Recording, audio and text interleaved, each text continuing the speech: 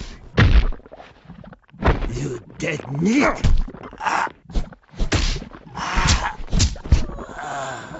Oh, and one final thing I forgot to mention in the review that's also kind of a flaw in the game is the fact that the game does not have a sprint button. I mean, all the perps and everyone, they just sit there and they outrun you most of the time. It takes forever to catch up to them, so a sprint button would have been really nice in this game. That's another valid complaint against the game. It's everyone outruns you. I mean, look at this. Everyone's outrunning me.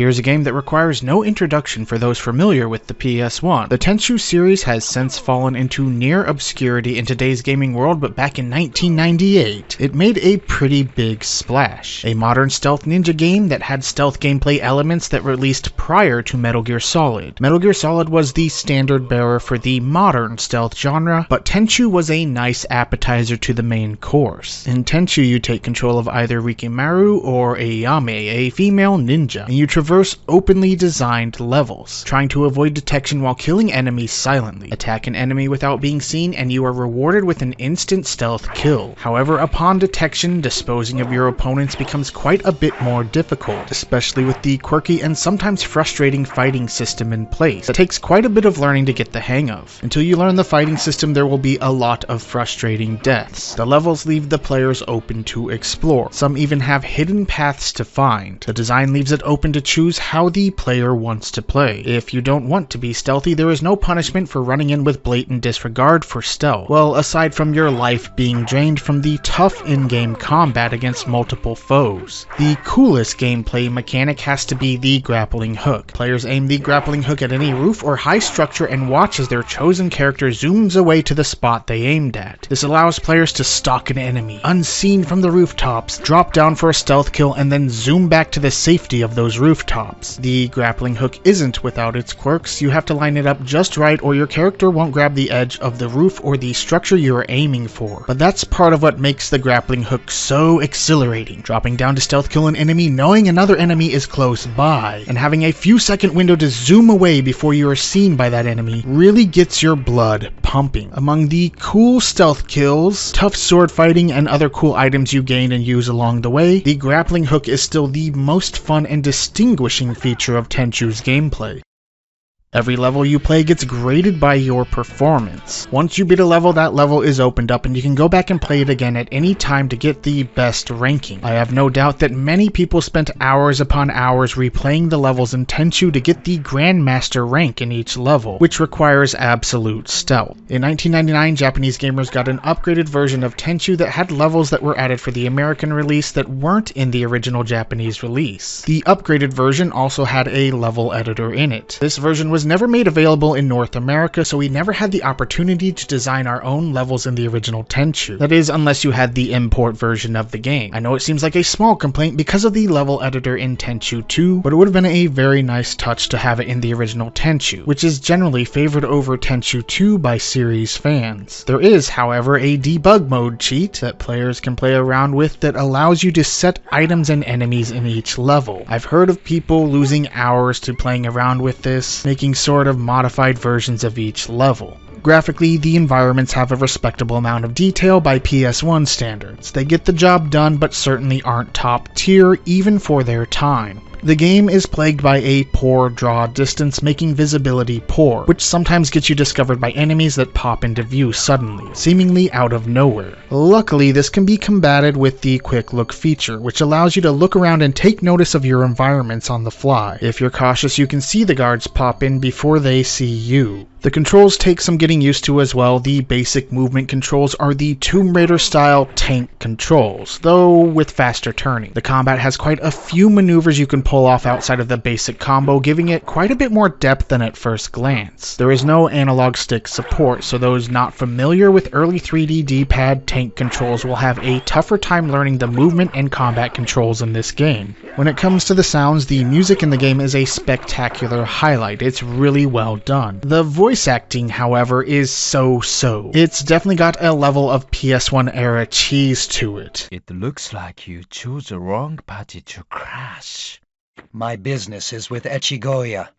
Step aside, or I will have to kill you. Tenchu is one of the more fondly remembered PS1 games. Its design and feel is uniquely PlayStation 1. That's the best way I can describe the overall feel. I can't really describe it, but there are games that just have a uniquely PS1 feel about them. Usually it's some generic sci-fi game with electronic music in the background and huge, massive, explosive special effects, while other times it's games like Tenchu. There are just games that have that PS1 vibe, and I don't really have the words to describe what that means. If you know, you know. The Tenchu series is one of those series that had its its height in mainstream popularity on the PS1, but its popularity didn't carry it too far into the next generation. Wrath of Heaven and Fatal Shadows were released in a generation of gaming where popular tastes had shifted to games like Devil May Cry and Ninja Gaiden, meaning that the series never hit these same heights of popularity as it did on the PS1. The series would continue to get new games up until 2009, with Tenchu Shadow Assassins being released on the PSP and Wii, but has since fallen into the dustbin of gaming memories. That being said, in today's gaming world where everything old is new, give it about a week, and there's probably going to be like a remaster or remake announced soon for this series, and it's probably not unheard of, especially for a popular series like Tenchu.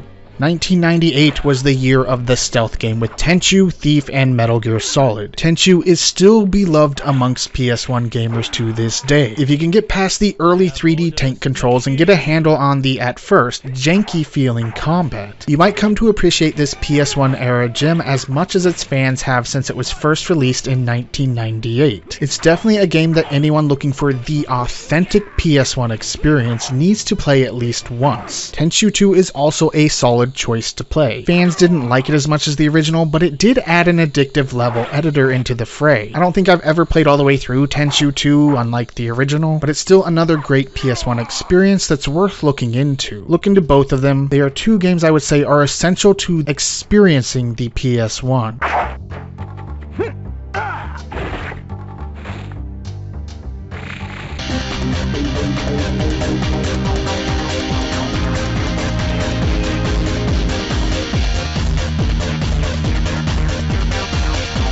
I started my first YouTube channel in September 2007, right in the middle of the NES-stalgia craze that was sweeping the platform. Thanks to channels like AVGN and a myriad of other retro gaming channels, some with angry reviews, some with happy reviews, and some really underrated forgotten channels of the years gone by. The NES was the hottest system to cover during that time. While I simply uploaded gameplay footage with long descriptions about the games underneath, these old retro channels were legendary to me, doing things I never thought I could do, mainly voiced over reviews of games. At the time, I technically did have the equipment to do voiceover reviews, but I didn't really know how to make them. I've never done in front of the camera content like most of these old channels did, but simple voiced over reviews of games was something I definitely would have done from the start of my channel had I known how to. I had a Dazzle video capture card, which came with Pinnacle Studio 10, the Y-splitter cables you need in order to play the game on a CRT while capturing footage, and I even had a USB headset thanks to SOCOM US Navy SEALs. And that's actually the headset I did my first ever voiced over review with in 2013. Yes, it did take me 6 years to finally start voiced over reviews of games, a tradition I've carried over to this new channel of mine. However, in honor of Millipede being the first NES game I will be reviewing on this channel, I wanted to go back to September 2007 style YouTube videos. In honor of the NES-stalgia era of YouTube retro gaming, I decided to pull out my Windows XP computer I built 4 years ago out of two old computers two different friends gave me. Both computers had an identical Pentium D for disappointment, 820 processor, both cores running at 2.8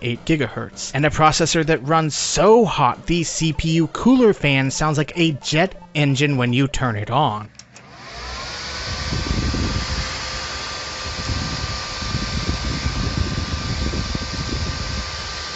Yeah, maybe someday I'll build a better XP computer that doesn't sound like a vacuum. My XP computer already had the same copy of Pinnacle Studio 10 installed that came with my Dazzle DVC170 capture card I bought in 2007, and I still have my Dazzle and Y-splitter cables. The Y-splitter cables are needed to split the signal either from the Dazzle itself or from the TV you are using, because there is a delay in the captured footage, as the Dazzle did not have a pass-through option, so you needed the Y-splitter to split the signal. Modern USB 3.0 capture cards are so fast you can pretty much play the footage directly from the OBS screen if you had to. However, the older capture cards had a delay. Y-splitter cables are also quite helpful if you want to take an old mono console or an old mono VCR and give them a makeshift stereo sound. They are also helpful for any modern YouTube channels that want to cover light gun games using an actual light gun and a CRT TV. You can split the signal from your tube TV to your upscaler in order to capture capture the footage through your capture card. For this video, I was going to use my actual NES to capture the footage, but I couldn't find the right AC adapter. So I used the Retrobit Super Retro Trio, which has RCA outs as well as an HDMI out. The only caveat for those who are super nitpicky about maintaining the original aspect ratio is that the Trio, when outputting through HDMI, automatically stretches the picture to 16:9. I've never personally been bothered by this, but some people really are. You can always fix the aspect ratio on your TV or in your editing software. The only other caveat is the Trio doesn't output sound to my Elgato HD60S for some reason. It just doesn't work. But it does work just fine with my EVGA XR1 Lite capture card. Sure, I could easily just do this review using the Retron 5 I am using for this current footage, but I couldn't defeat the urge to go back and relive some YouTube nostalgia of my own. It's been about 7 years since I last used Studio 10 for a video, and it was really fun to go back and use it again. At its age, it definitely has its shortcomings, and some technical problems, but I really liked how easy it was to capture footage and move it into the video I was editing at the time. I also liked how I could name each individual capture and how it would automatically number the next chapter for me. It was very useful if I wanted to show a specific thing in a video. I could label the footage something like, I don't know, falling off the map. That way if I mentioned it in the review, I could find the footage a lot easier. I like this because I don't have to go to the output file, find the clip, and rename it from there. It was a simple program and it was easy to use. I also wanted to use a period-appropriate mic and make this video under YouTube's old posting rules. So let me put this Rode NT USB mic I'm currently using away and pull out my old USB headset. Alright, so here we go in my old crusty dusty USB headset. So I wanted to make this video under YouTube's old posting restrictions. YouTube's old restrictions used to be 10 minutes or less and under 100 megabytes per upload. This means that I couldn't make this video at the time at the highest quality Studio 10 would allow me, 720 by 480. It was too large, coming in at over 200 megabytes. I also couldn't make it at 640 by 480, that was also too large. I would have had to upload this video at 352 by 288 in order to come in under the 100 megabyte limit. Ever wonder why game reviews from the time were 6 or 7 minutes tops? It's because creators had to decide between video quality and video length. Make the video too long at too high a quality, you'd go over the 100 megabyte limit. Now I'm going to be using the 720 by 480 footage for this review because you don't want to see the 352 by 288 upscaled to 4K. I don't think anyone wants to see that, it looks atrocious. So you're getting the best quality, so I am breaking the rules a little bit. And now with no further ado, here is my 2007 NES review I made in 2024.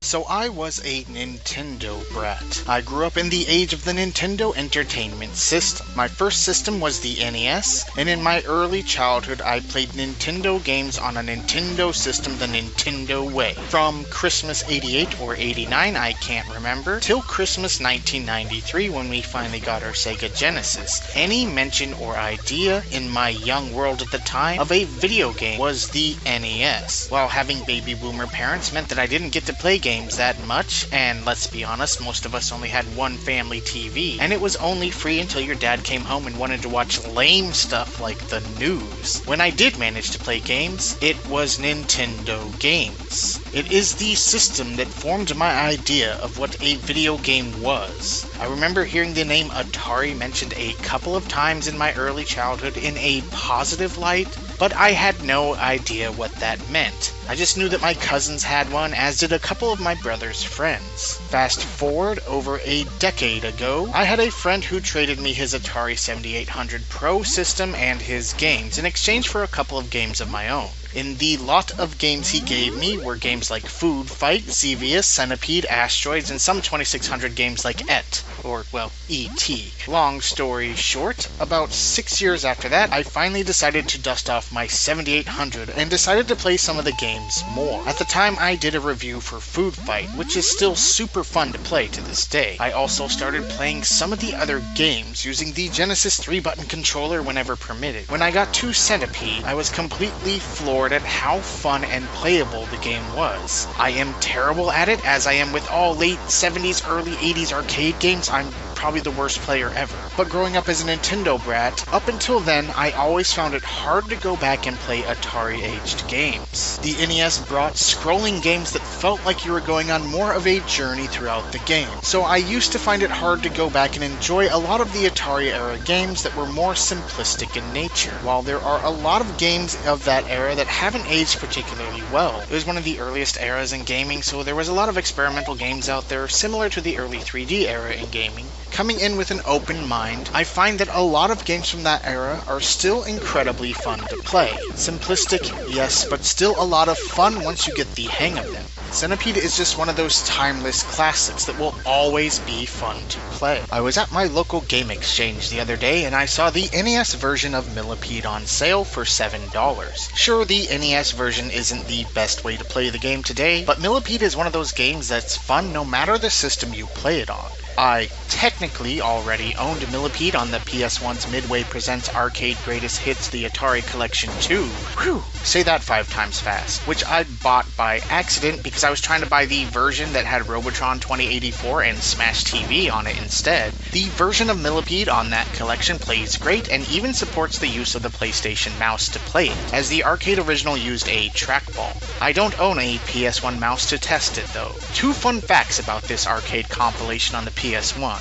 Number 1, the games on this collection are actually ports of the games to the PS1 hardware. Emulation was in its infancy when Midway released this collection, and the PS1 probably wouldn't have been powerful enough to handle emulating the games anyway. So Midway ported the games, creating them from the ground up on the PS1 hardware. Fun fact number 2, the port of Paperboy on this collection is one of the few true PS1 games that is incompatible with the PS2. Other games I've heard mentioned, like Final Fantasy Anthology, work just fine on the PS2. With the only issue that I've personally come across is that the title menu sometimes looks scrambled whenever you start the game. It still functions like the title menu, so you can still play the game, and that's the only part of the game that messes up on the PS2. Paperboy, however, is unplayable. Best to play it on PS1 or PS3 hardware if you must have your Paperboy fix. Millipede is the 1982 sequel to 1981 Centipede. This PS1 port was handled by HAL Laboratories. Yes, that HAL Labs.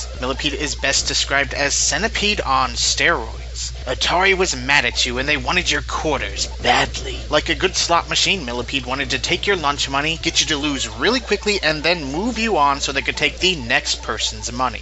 The goal in Millipede is the same as Centipede. Players must defend the mushroom forest filled with destructible mushrooms from giant, menacing millipedes that appear at the top of the screen, and move faster than the centipedes in the previous games. The millipedes, like the centipedes, are sectional, each section acting as its own individual millipede. The millipede must be destroyed section by section with accurately placed shots. Players can shoot the mushrooms in the field to clear way for their shots, and create new paths for the millipede to travel. Good players can strategically cut paths in the mushrooms, forcing the millipede into a route they want it to go. I am not a good player though. The mushrooms are randomly generated on the playing field, so the game never plays the same way twice. Millipede also adds DDT bombs on the field, which can be shot to make an explosion that, when used properly, can destroy an entire millipede in one shot. DDT was a pesticide that was banned in the US in 1972, 10 years before Millipede was released. The DDT bombs add a new strategy to the game that good players can use to their advantage. Millipede throws a ton more enemies at the players this time, from the menacing spiders, which return from the original, to the ladybugs, mosquitoes, bees, dragonflies, and inchworms, which slow down time when shot, plus many, many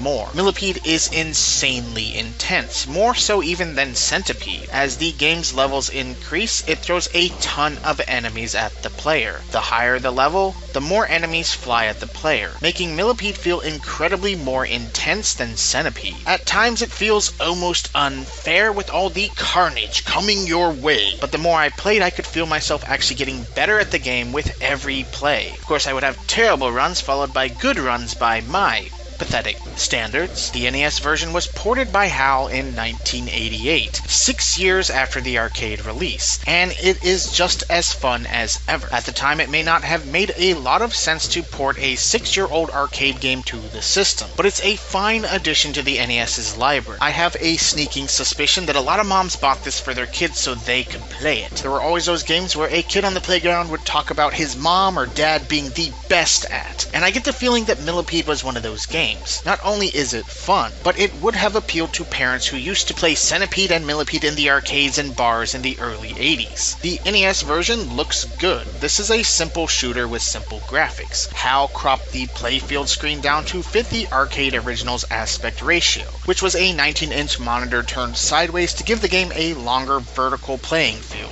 The game runs well, with some occasional slowdown when things get hectic on the screen. Some occasional slowdown in a game like this actually helps save you from dying at times, so slow down on occasion, not a big deal. The controls feel fast and responsive on the NES D-pad. They are faster and more responsive on the NES D-pad than they even are on the PS1 port of the game. The arcade version used a trackpad for the fastest, most responsive way to play, but the NES version controls very smoothly on the D-pad. The sound, well, they are Atari sounds with all the glorious beeps and bloops, and that's all the game needs. There is some title screen music, but there is no music during play, which you won't miss because you'll be too busy escaping death to notice. The NES version also has multiple game modes and a 2-player mode where players alternate turns. A mode is the regular mode, while B mode is the more challenging mode. I found that for improving at the game, I would play B mode and try to adjust to its chaos, and then switch back to the easier A mode so I could get further in the game. For further practice, you can always plug in a second controller into your NES and alternate controllers for player 1 and player 2 to stretch out the longevity of your playtimes until you get better at the game.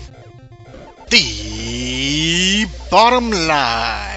Millipede, like Centipede, is an iconic arcade classic with simple yet challenging gameplay that is always fun, no matter the version you play. I am admittedly terrible at the game, but even I saw myself improving with repeated play. The NES version is a great port of the game. It may not be the optimal way to play this arcade classic, but if you are browsing a local thrift store or a retro game store and find it for cheap, it would make an excellent addition to your NES library. It is super fun and super challenging. This is an iconic arcade classic that is fun to play no matter which version of the game you play. Even if you're terrible at the game like I am, you'll still have a ton of fun. Games like Centipede and Millipede are why Atari-aged games are still beloved to this day. Every gamer should play this and Centipede at least once in their life. They're two iconic arcade classics. I can't speak more highly of both of them.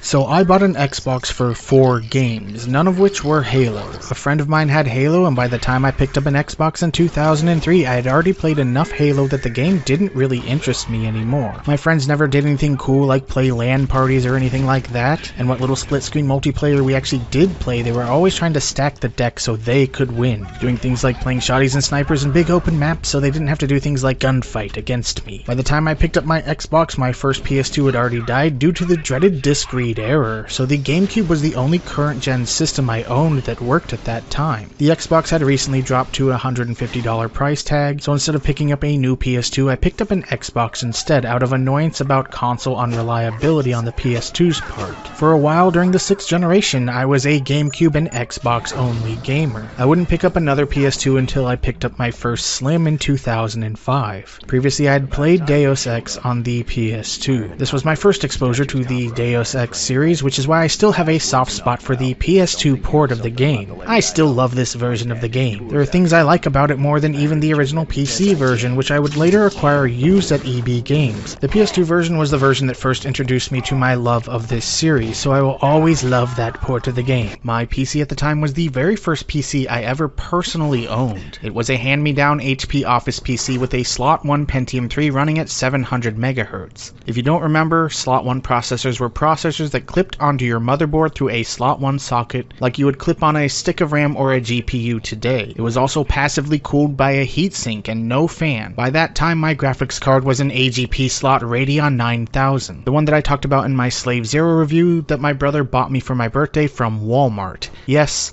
at Walmart, which, by the way, select Walmarts have started to sell PC components again. I'm not sure how many stores are doing this, but it was incredibly trippy to me to walk into a local Walmart here and see in the electronics section they were selling motherboards, power supplies, and 7800X3D processors. So while my Radeon 9000 at the time would have run this game, and I had 512 megabytes of DDR in my system, so I had the RAM, my piddly 700 MHz Pentium 3 didn't meet the requirements. The recommended CPU for Invisible War was a 1.3 GHz processor. My hand-me-down office PC wasn't capable of running the game, and I couldn't afford a new PC, which left me with one option. Deus Ex Invisible War was one of the 4 games I bought an Xbox for, along with Shenmue 2, Jet Set Radio Future, and Panzer Dragoon Orta. As you can tell, it was Sega who mostly influenced me to buy an Xbox.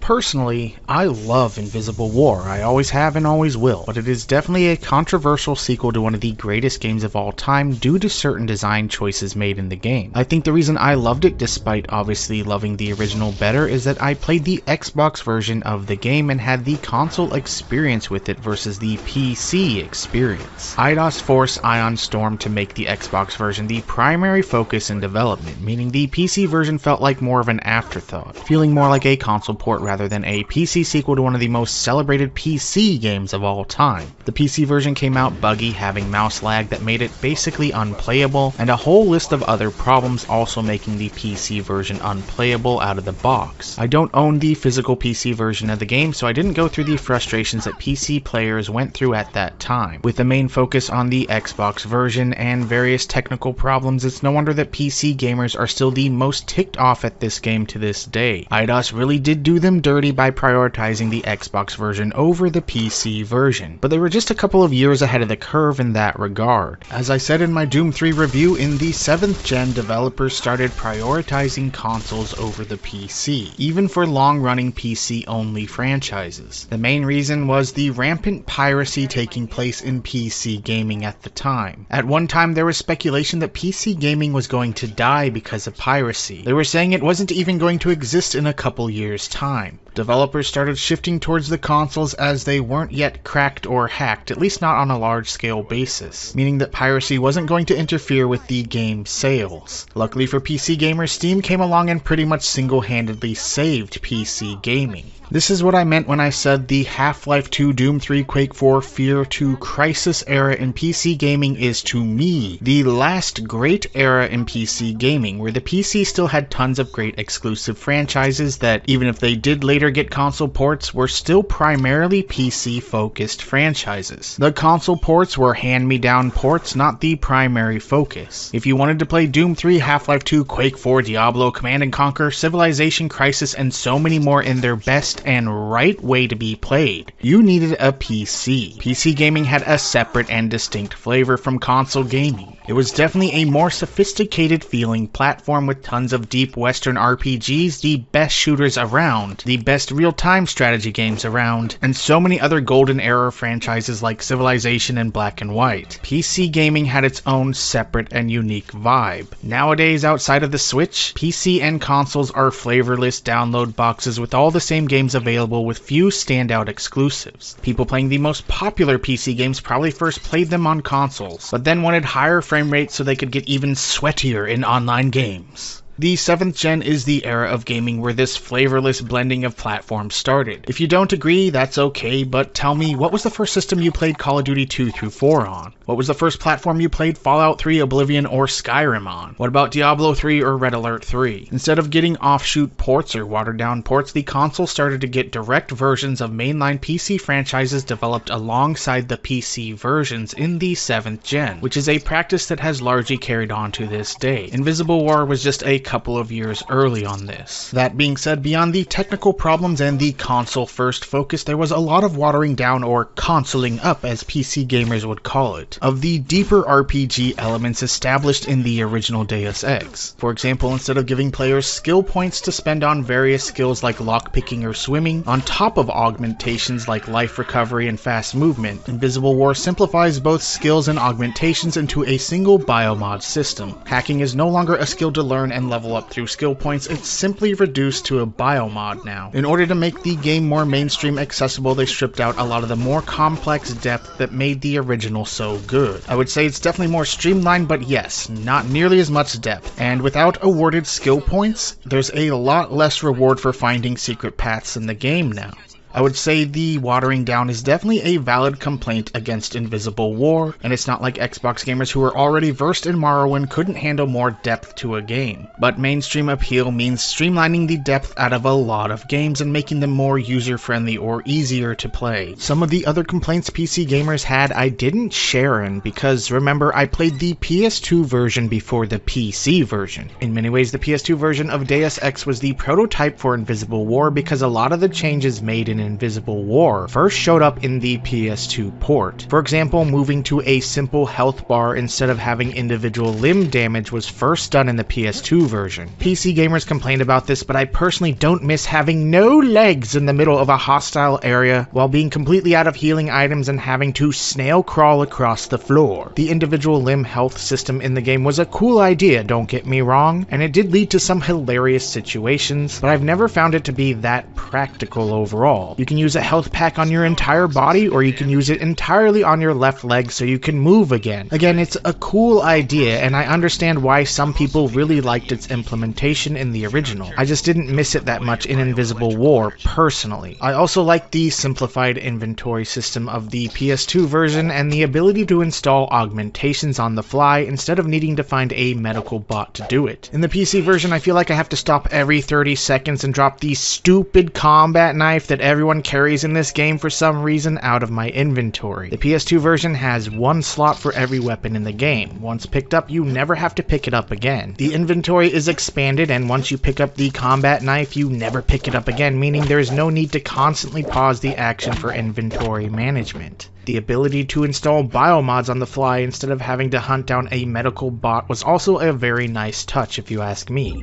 The PC version is obviously still better than the PS2 version and is geared more towards realism with its health and inventory system. But I will always love the PS2 port of this game as well, even with its smaller areas that are redesigned due to RAM limitations and a lot more and longer load times. The PS2 port is still one of my favorite PS2 games. It's still a masterclass in great game design. As I said, the PS2 port was the stepping stone for Invisible War, which was also hampered by Eidos's insistence that development focus on Xbox first, with the PC version being the hand-me-down port. I'm not trying to make light of valid complaints fans had against Invisible War just because I've always liked it. I can understand how and why the game was a huge letdown to a lot of fans of the original. I'm not trying to be dismissive of those complaints. It's not just the watering down of the deeper elements, but also being a much shorter game with smaller areas with more load times in between because the game had to cater to the Xbox, which had less RAM and more limitations to work with. And also the biggest and I would say the most valid complaint against the game, the universal ammo system where every weapon uses the same ammo gauge, meaning that if you run out of ammo for one, you're out of ammo for all of them. The game just doesn't feel like the original in most ways outside of the multiple path open exploration elements. The exploration isn't open in a Morrowind sense, but each level is honeycombed with multiple paths that lead you to the same place. The game is linear in the sense that the story narrative will always take you to the same areas in every playthrough, but your route to get there and what other areas you explore along the way is entirely up to you. You can stealth through vents, picking locks and hacking terminals. You can enter the front of an area going full Rambo if you choose, or you can do multiple combinations of each. If you need to open a door, you can pick the lock or just blow the door up. Oftentimes there's also a hidden back way into that room. If Invisible War in no other way maintains the feel of the original, its open level designs do capture the spirit of the original Deus Ex. In the end, there was no way Invisible War was going to live up to the original. The original is one of the greatest games ever made, and following it up was going to be a tough task no matter what Ion Storm did. None of the other games in the series since Invisible War can live up to the original either. The original was as close to perfect as a game can get. Invisible War didn't have a chance of holding a candle to it no matter what they did. It was pretty much an impossible task. That being said, I still love this game. First and foremost, I associate it with getting a brand new console. My early Xbox gaming outside of playing games at a friend's place was Invisible War, Sega games, and Return to Castle Wolfenstein, which was on sale for cheap when I bought my Xbox, so I picked it up alongside Invisible War. I would say that those who first played Invisible War on the Xbox probably have a higher opinion of the game than those who played it on the PC at the time, just on the merit of having a working game out of the box alone. The game was also designed with the Xbox in mind, so it is a more stable experience on that system. The original Unreal Engine had an amazing atmosphere to it. I can't really describe it, something about the way it looked. The original Unreal had an amazing gothic sci-fi art direction, which is still visually appealing to me to this day. The original Deus Ex also has a uniquely different atmosphere about it. There's something about the graphics in Unreal Engine 1 that seems to give every game that runs on it an extra atmospheric look to them. Unreal 1 is still a beautiful engine to me, and it represents a golden age of PC gaming. The original Deus Ex has an amazing atmosphere, helped along with an amazing soundtrack to go along with it. Invisible War runs on a heavily modified Unreal 2 engine, and while the atmospheric feel is definitely different from the original thanks to the jump in technology, I also very much enjoy the atmosphere in Invisible War as well. It doesn't capture the same atmosphere of the original, but I still love that dark sci-fi atmosphere. I love the atmosphere in this game. There's little to no music in the game, mostly ambient tracks at best, but I think that helps the atmosphere out a bit. It's a quiet,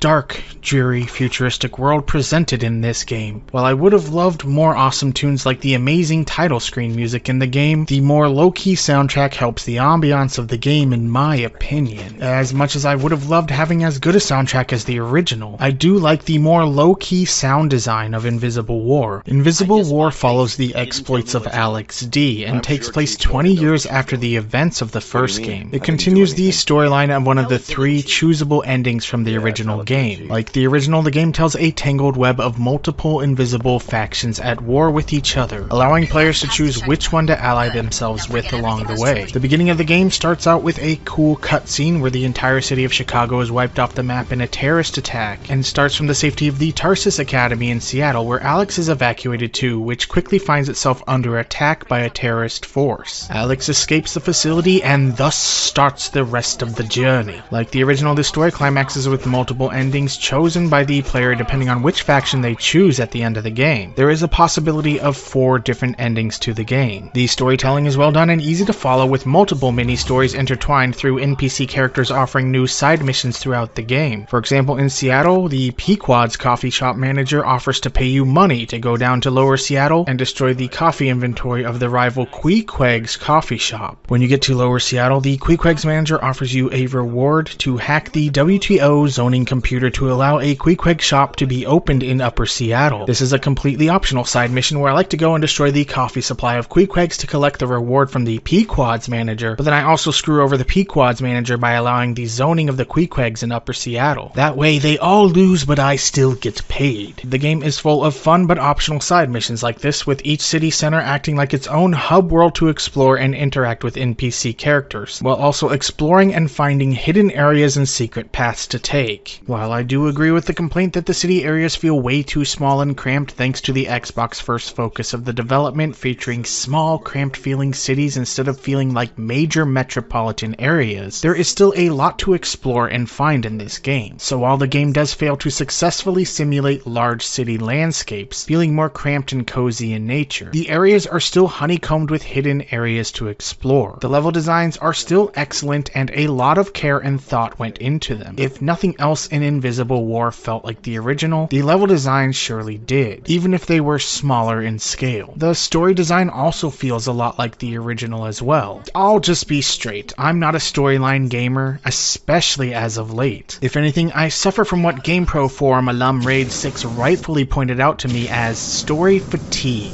Modern games are such overproduced productions that throw hours upon hours of overdone story sequences your way. Maybe I've just gotten less patient as I've gotten older, but I've quit playing entire games because they slow roll into the gameplay elements, throwing overdone story element after overdone story element your way. At which point I find myself yelling at the game, "Just let me play the freaking game already! I just want to play a game. I bought a game so I could play a game, not watch it." So yeah, story fatigue is a good name for it. I am sick of the overdone production. Just let me play a game. Especially since most gaming storylines are forgettable anyways. However, even though I am not a story-focused gamer, the games that make storyline a gameplay mechanic, taking advantage of the fact that gaming is supposed to be an interactive medium and not a static form of visual storytelling like movies, are the games that do storyline right, in my opinion. Like the original, how the story plays out depends on which decisions the players make throughout the game. The story is linear in the fact that you will always end up back on Liberty Island in the end of the game. However, the story in between is up to the player to uncover. Like the original, there are whole side stories and whole areas of the game you won't find in your first or even second playthrough of it. So while the main narrative does end up in these same areas, it's the smaller storylines or side quests in between that the player must discover. That makes the storyline an interactive part of the game.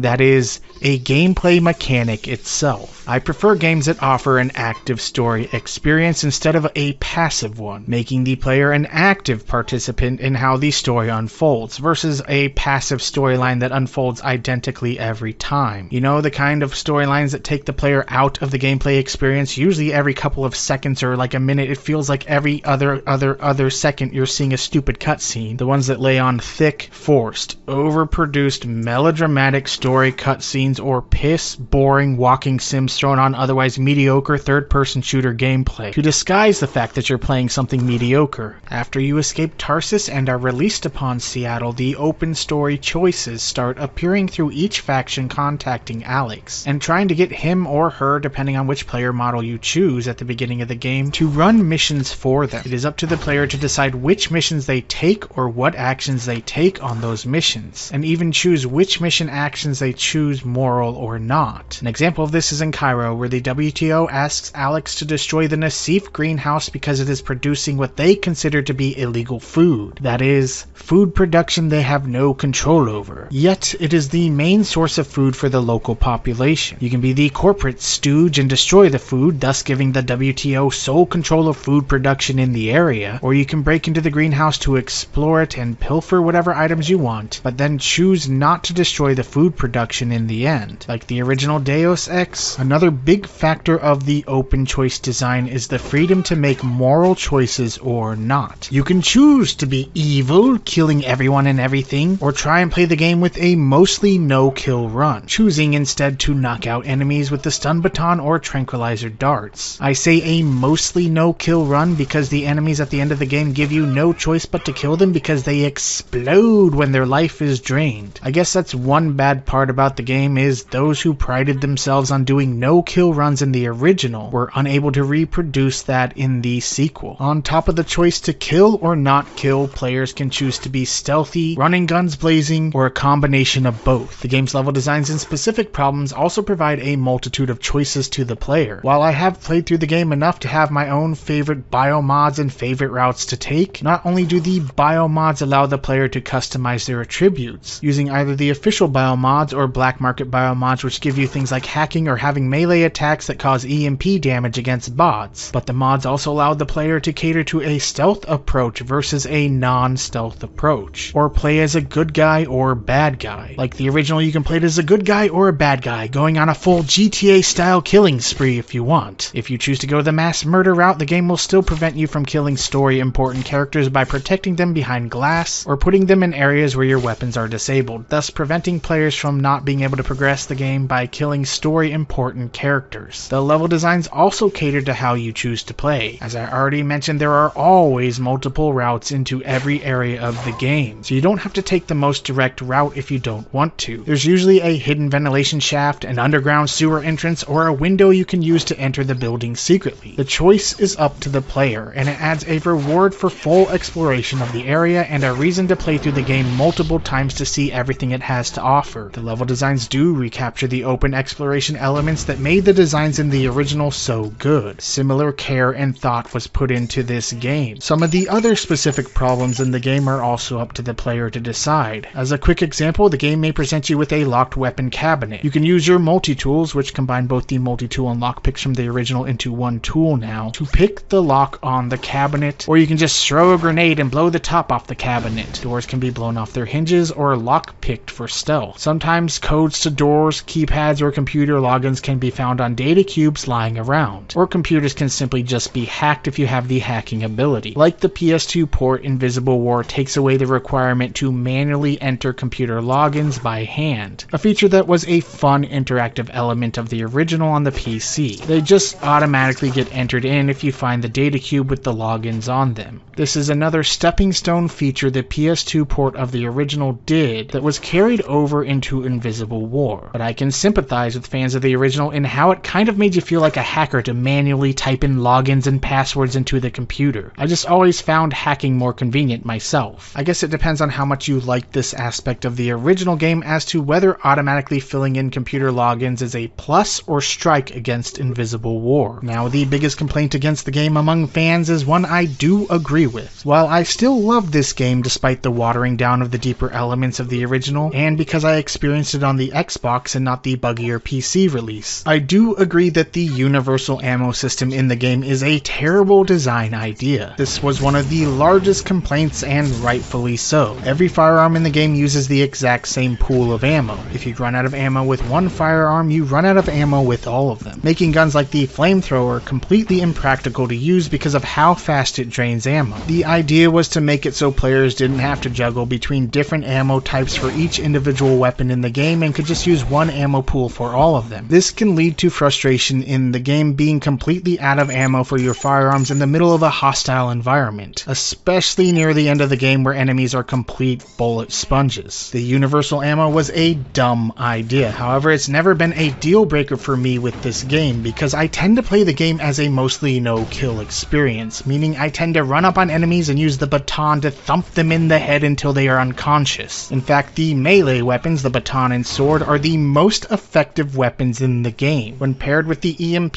biomod, which does damage to bots, it makes them even more effective against bot enemies than even human opponents. The EMP biomod, when fully leveled up through finding more black market canisters to upgrade it, not only does damage to the bots, but instantly reprograms them to be an ally. Walk up to a turret or walking tank, tap it once with the stun baton, and then watch as it takes out any enemies in the area. Generally, I save the ammo for shooting tranq darts at enemies to knock them out over a distance, or to use the SMG that's been modded with a weapon mod that delivers EMP damage to quickly take out turrets or patrol bots from a distance. The weapon mod system is another cool feature which allows players to add extra abilities to the firearms they find in the game. For example, I like putting the silencer and glass breaker mod on my sniper rifle in the game. The silencer is self-explanatory, but the glass breaking mod silently disintegrates glass window panes when they are shot. Certain windows in the game are set up with alarms that go off when shattered, so adding the mod to the sniper rifle is a silent way to slip through the windows in the game without arousing suspicion. By the end of the game, I do tend to collect more weapon and bio mods than I have use for. However, this means that there is ample opportunity in the game to change your mod choices multiple times before the end. Overall, yes, this game doesn't live up to the original and didn't include a lot of the features the devs were planning to implement during development thanks to the Xbox version being prioritized. That being said, I've still always enjoyed Invisible War. The Xbox version is the most stable way to play the game, as I've said before. The load times are quite a bit longer than the PC version. There are still some wonky physics here and there, and the Xbox version freezes for a second every time a spider bot is thrown in the game. But even when comparing it to the PC version I bought off of Steam, it is by far more stable than the Steam version I bought of the game, which is a shame because it was never given backwards compatibility with the Xbox 360 or Xbox One. The Xbox version still remains only only on the original Xbox to this day. Even Thief Deadly Shadows is at least backwards compatible on the Xbox 360, but Invisible War never got the same treatment. I'm not sure if there have been driver improvements that have made a difference, but when I first bought Invisible War off Steam, the game would black screen after the intro video when starting a new game. I was just like, great.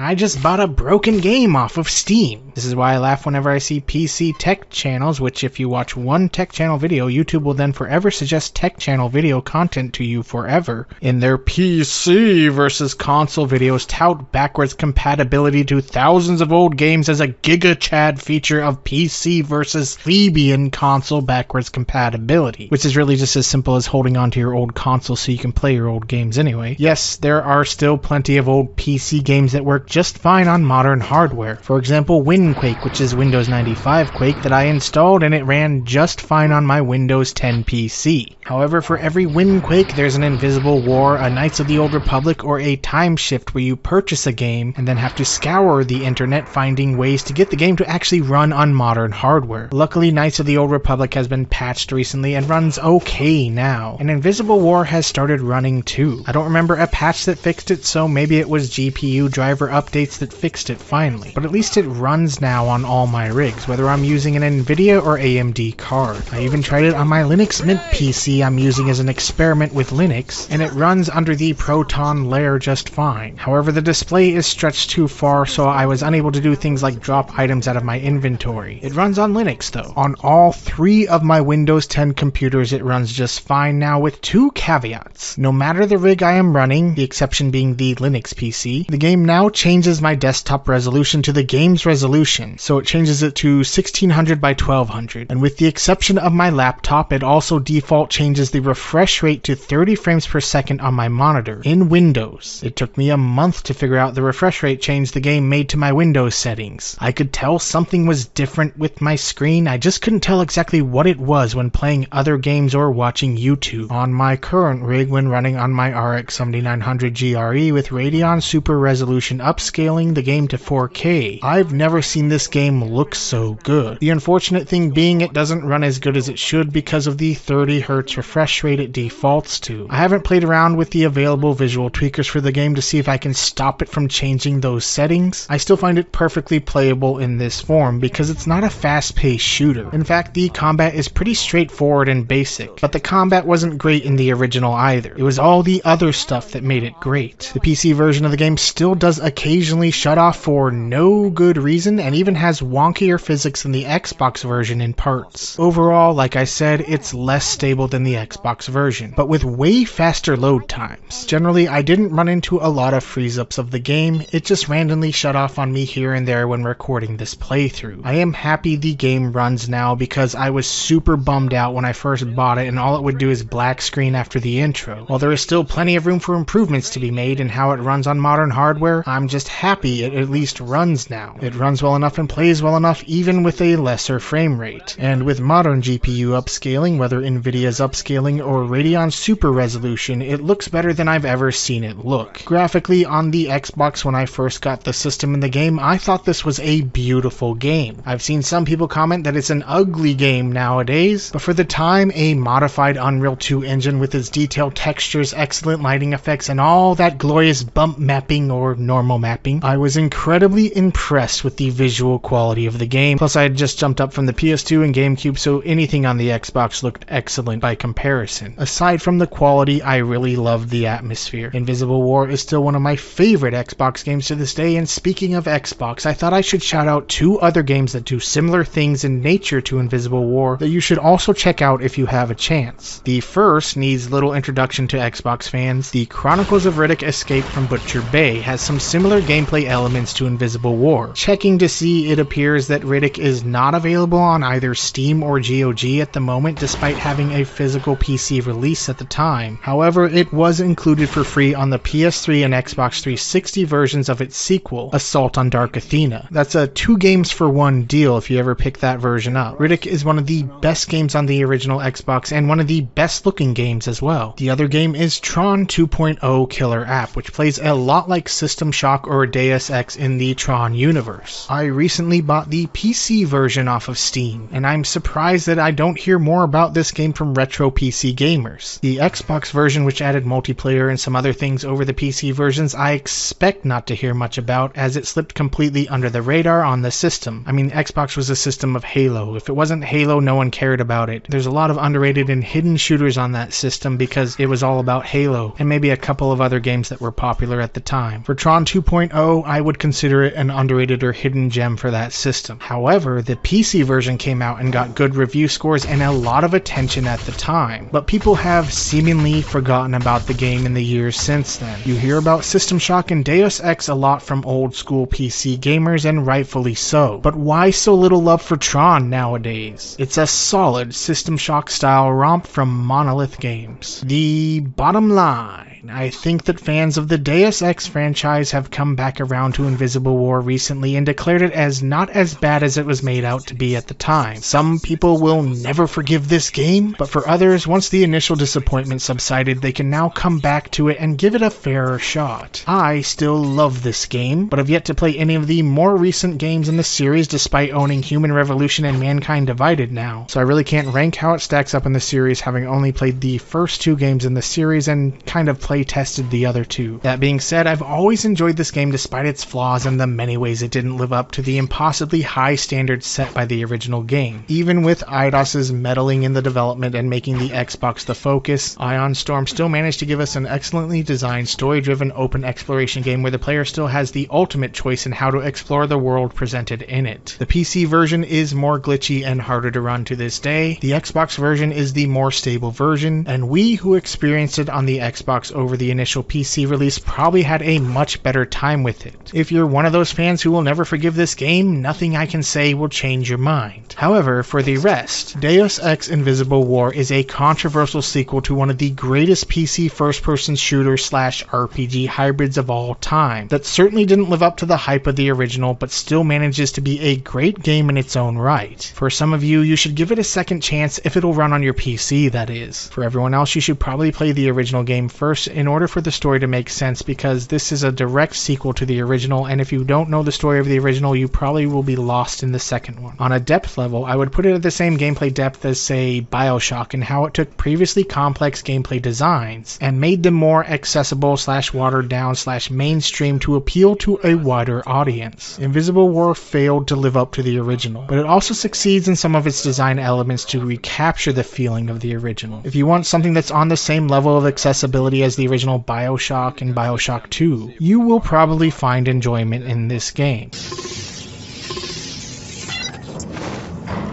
I know you probably didn't want to do that, but thanks.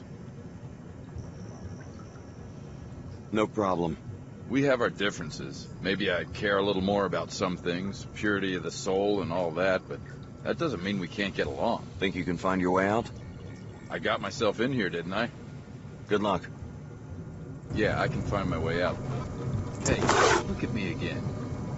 I was right, wasn't I? You're modified. You're a stinking defiler. Just go ahead and try it.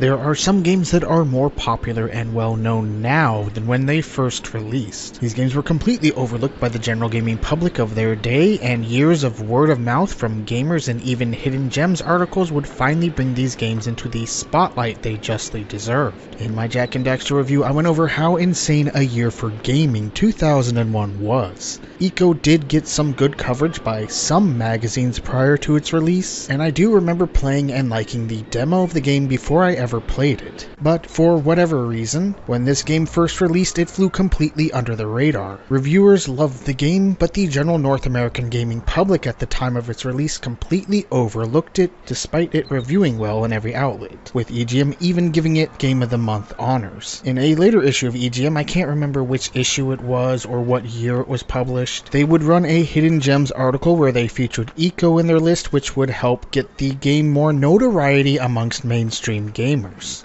Ico would eventually become the most well-known hidden gem on the PS2, and the later release and success of Shadow of the Colossus has seen both of them rise in the ranks as two of the most beloved PS2 classics. It took a lot longer than expected, but the game has now become a beloved PS2 classic among gamers, with a visual aesthetic that blurred the line between being a video game or a piece of artwork, an amazing atmosphere, and unique hybrid puzzle game meets adventure game gameplay.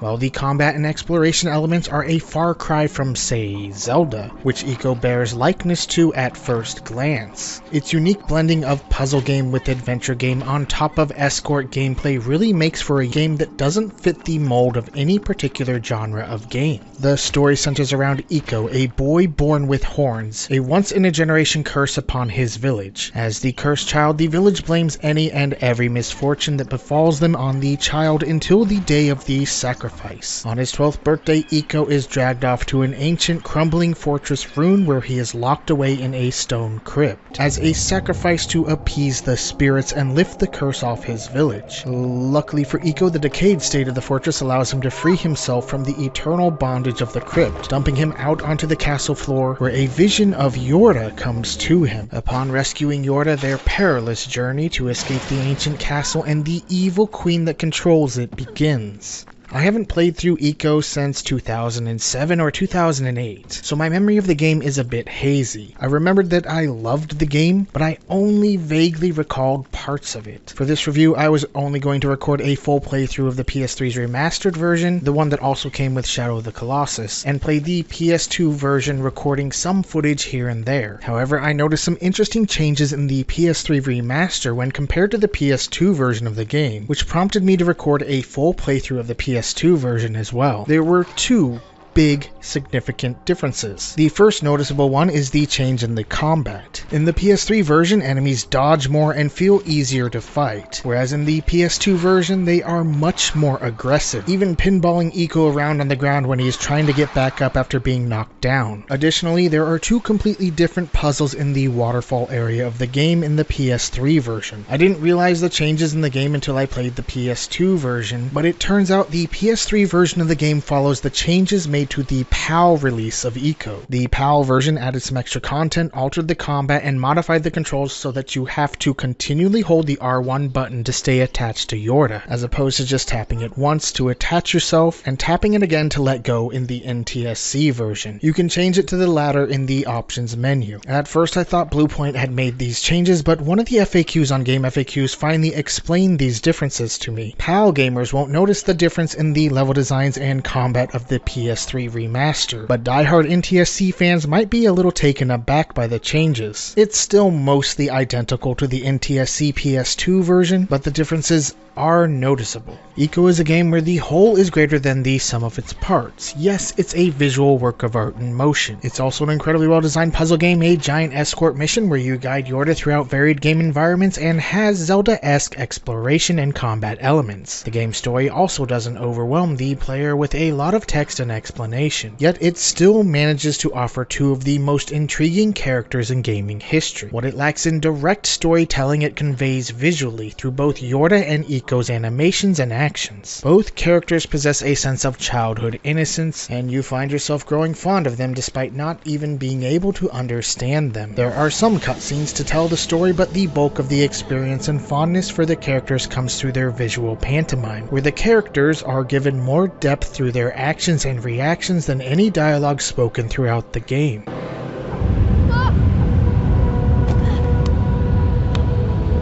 At first, the most striking feature of the game is its incredible art direction. Reviews at the time compared the visuals to an impressionist painting. Even in the PS2 version, where I'm upscaling 240p to 720p with the Hyperkin cable, Ico is still a beautiful game. On the PS1 and N64, there were some games that used interesting visual aesthetics. However, it wasn't until the 6th generation with more powerful consoles that art direction in games really started to have a large impact. Ico's large, open, and empty empty castle environments mixed with its great use of lighting and shadows come together to give the game an amazing atmosphere. Add in a sound design that mostly uses ambient sounds while sparingly using music, and you have a game that gives an overwhelming feeling of loneliness. You really do feel like you're exploring an abandoned, decaying ruin of a castle. The audio and visual design really do create a tremendous atmosphere in the game. There is music in the game on occasion. The ending theme is amazing, and I'm not good at describing music,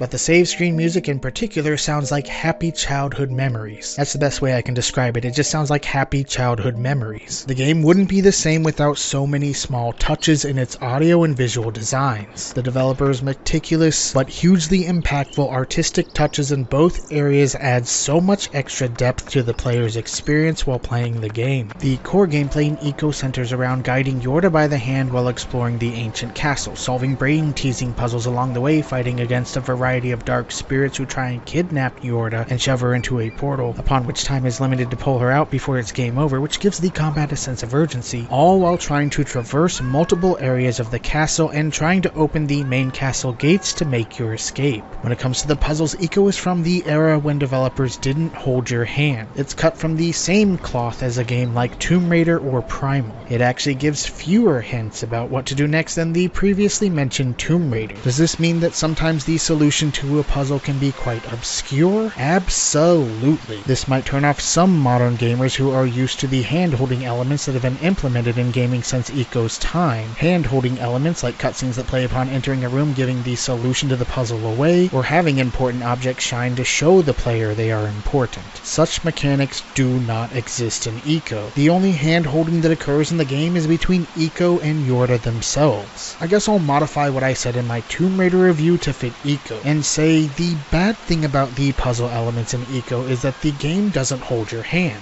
But the great thing about the puzzle elements in Ico is that the game doesn't hold your hand. This is a game that will use quite a bit more of your problem-solving skills than most others, even for the time. There is, however, a huge sense of accomplishment whenever you figure out the solution to a puzzle on your own. It's a hard-fought sense of satisfaction you rarely see in gaming anymore. It had been so long since I last played through the game that I had forgotten all the solutions to the puzzles. This was like playing through the game for the first time again. I did get stumped on a couple of puzzles, but managed to figure them out eventually. That is all except for one, and that would be one of the puzzles I mentioned earlier. I caved in and finally decided to go to Game FAQs because I was close to figuring it out on my own, but not quite there yet. However, it was going to Game FAQs that helped me discover the differences between the NTSC and PAL versions, and it also led to me finding the secret mace weapon in the game. In this room here, most FAQs said just follow the pipes on the ceiling and exit the room. However, in the PS3 version, the pipes don't lead to the platform. Instead, there is a switch on one of the platforms that activates a moving block. I got that far but couldn't figure out what to do on the moving block. I tried jumping off the block when it was moving, but it did nothing. I got so annoyed racking my brain over this puzzle that I actually took Yorda back to the beginning of the game and put her back in the cage and gave up. Yeah, I was that annoyed. I actually just walked her right back there. I'm like, you know what? Just go back. I give up. Well, it turns out I was just jumping at the wrong time. You have to jump near the bottom when the block first starts to move. I guess I would have figured it out by sheer dumb luck eventually, but the FAQs confirmed that I was close to figuring it out.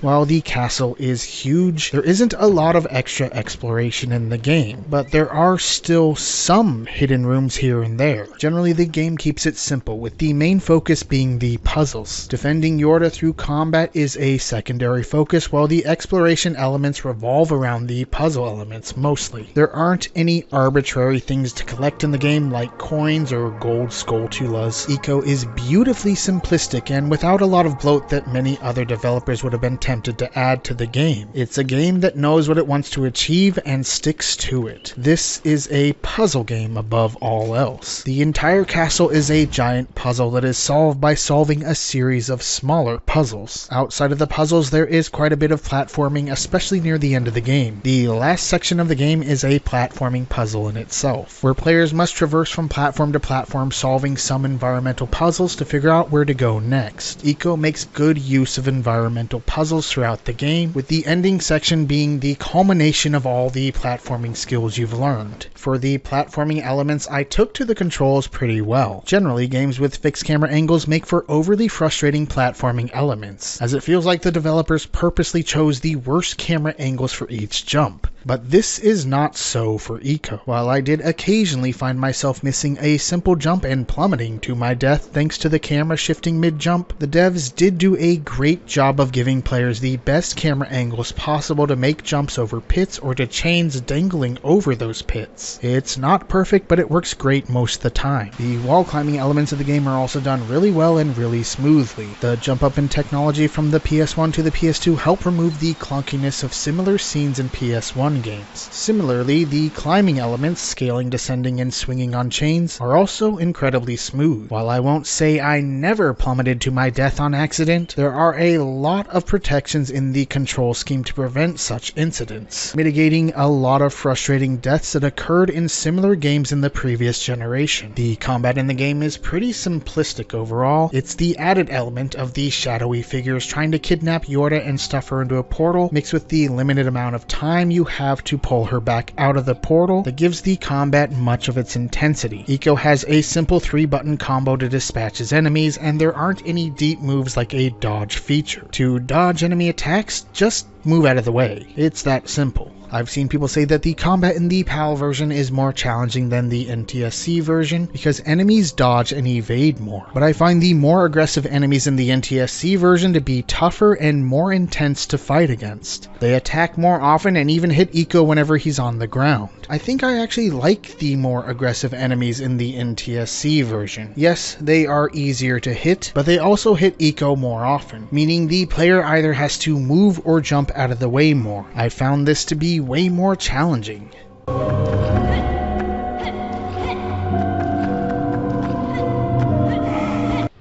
The bottom line.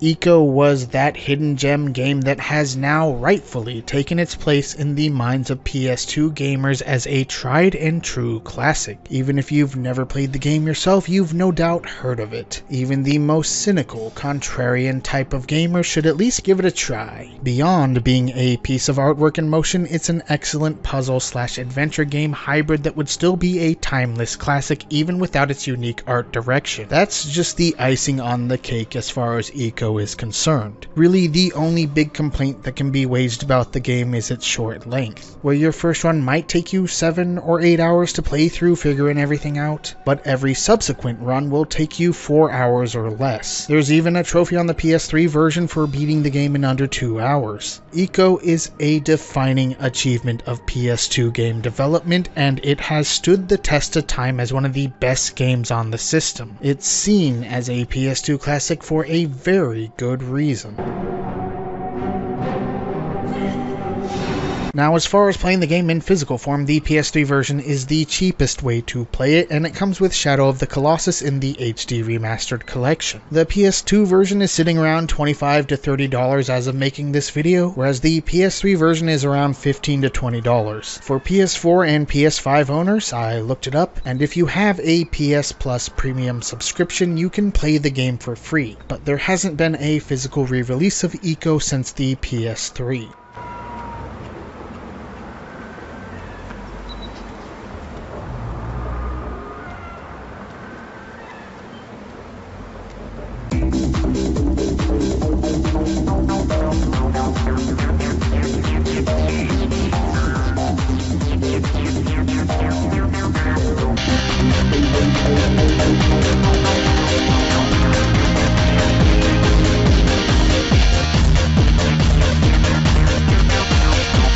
I remember all the hype surrounding God of War before and after it came out. I remember all the critical acclaim and high review scores, and all the ranting and raving about the game in the months and years following its release. I also remember that I ignored this game on purpose, because I already figured that I knew what the game was like, and I just wasn't interested based on my assumptions. As far as I was concerned, I had already played it when it was called Devil May Cry, and I put any interest I had in this game on the shelf for the time being, and was perfectly happy leaving it there. That was until on a whim I saw God of War on a shelf for a mere $20 greatest hits price at my local Walmart, and I decided what the heck, for 20 bucks I may as well check out and see what all the hype was about. I was first introduced to Devil May Cry when a friend of mine who was a huge Resident Evil fan bought a copy of Resident Evil Code Veronica X on the PS2. The original retail copy of Code Veronica X came with a free pack-in demo of Devil May Cry. We popped the DMC demo into my PS2 to see what the game that was getting a massive amount of hype and magazine covers at the time was all about. The sleek, stylistic action and downright coolness of the game blew us away. The graphics were mind-blowing for me, and the gameplay was like nothing I had ever played. The game was so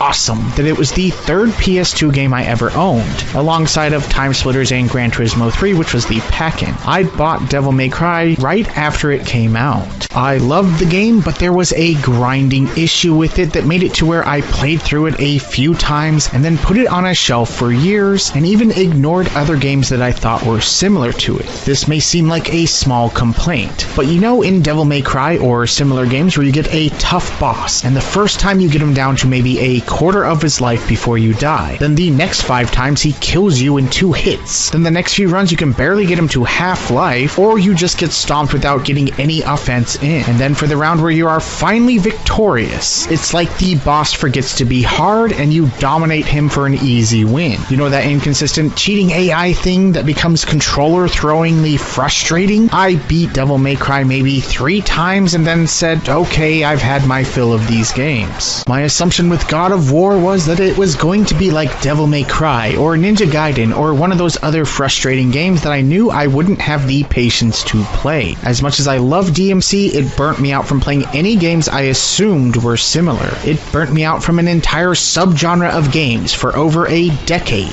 I found games like Primal, The Mark of Kree, and Way of the Samurai to be more my jam to play for the action-adventure gaming side of the PS2. And there were plenty of other games on the system that took up my time during its lifespan as well. What also made me believe God of War was just another Me Too Devil May Cry clone was that friend I mentioned earlier was sent a free demo of God of War in the mail from Sony. If you sent in your PS2 registration card to Sony, they would occasionally, at random, send you demo discs in the mail. If I remember correctly, the demo had the opening scene and the Hydra boss fight. Watching my friend play it, I figured it for a linear, straight-up action-focused game. Instead of being impressed by the size and scope of the Hydra fight, I saw it as a case of being a try-hard DMC clone. When I got God of War home after finally taking that $20 plunge on it, I was expecting a mindless button masher with a straight action focus. I wasn't expecting to be completely wrong about the game because despite its more linear nature, God of War is an exceptional game with arguably the smoothest combat system ever designed, with a cool upgrade system to boot, on top of levels that, while more narrow than something like Zelda, do have quite a bit of open exploration to them, and some really well-designed puzzle elements to pace out the action. Outside of a few obnoxious scenes in the game, the whole game is a buttery smooth experience that definitely falls into the action-adventure category with its excellent mixture of elements. For most of this review, I will be showing the PS3 HD remastered version because that's the one I recorded the full playthrough with. The PS3 has some fantastic PS2 collections, and you can get all 6 God of War games from the original series on it, including the PSP versions. The PS2 version of the original God of War and God of War 2 are still viable options if you are collecting for that system.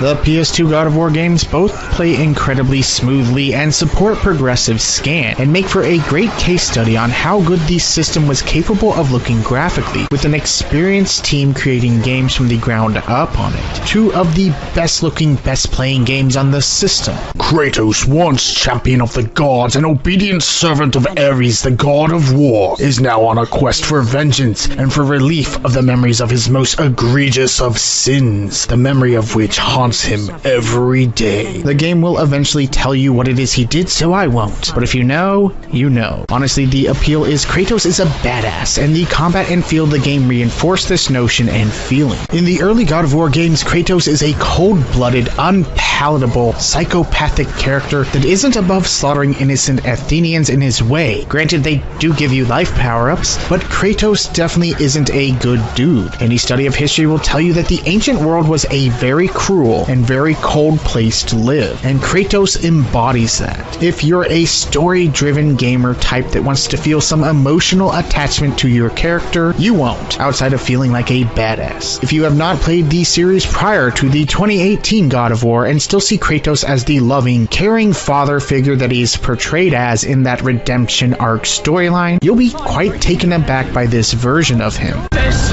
please! No. Gods on high, save me from this barbarian! Please! Please!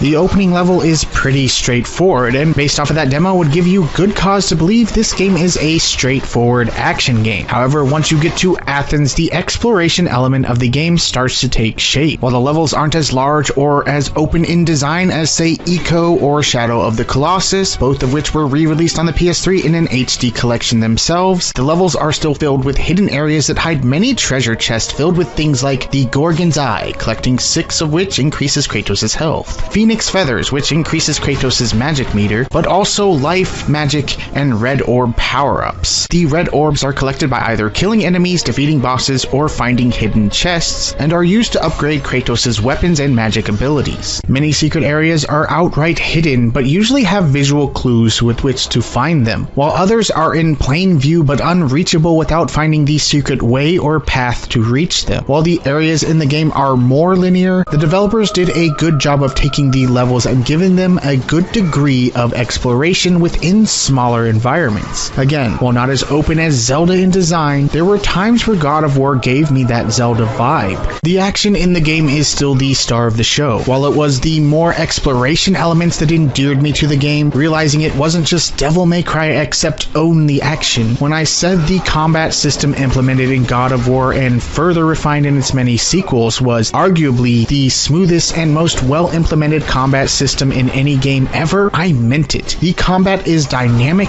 and moves fluidly. It's one of those kinds of things you have to feel for yourself, but the pure rage and fury in the combat of God of War is second to none. There are a ton of basic attacks and combos to pull off, and holding triangle will make Kratos launch a foe into the air and follow them up to do further combo damage mid-air. The air combat is simply as awesome as it is stylish. It is so fun to launch an enemy and stay in mid-air, pummeling your helpless victim to a pulp. Between the basic maneuvers, arrow combos, magic spells, finishing maneuvers, and it all working in chaotic harmony to give the player a feeling of elation as they play, there is a ton of depth to the combat in God of War. Kratos can even stop mid-combo animation to block an incoming attack. In so many other games, players are so stuck in a combo that they are easy targets for enemies to attack from the side or behind. Kratos can stop mid-combo to block attacks from all around him, and it happens so fluidly and naturally it just becomes second nature to pull off. As you upgrade the Blades of Chaos, those blades chain to Kratos' arms, and the sword you get later in the game, more combos are unlocked, which gives the combat even more depth, with extra moves to add to your offense. Kratos also acquires magic spells to use in combat. I rarely use them, and was almost 80% through the game before I remembered about the Spartan Rage attack. Think Devil Trigger mode in Devil May Cry. I spent most of the game using either the sword or the chain blades. The basic combat was so fun, I kind of forgot to use the extra abilities half the time. If there was one element they perfected in the original God of War series, it was definitely the combat. Which brings me to God of War 2018. I bought the PC version of God of War 2018 because I've still yet to pick up a new console since the 7th gen. Not by choice, but that's just how things worked out. I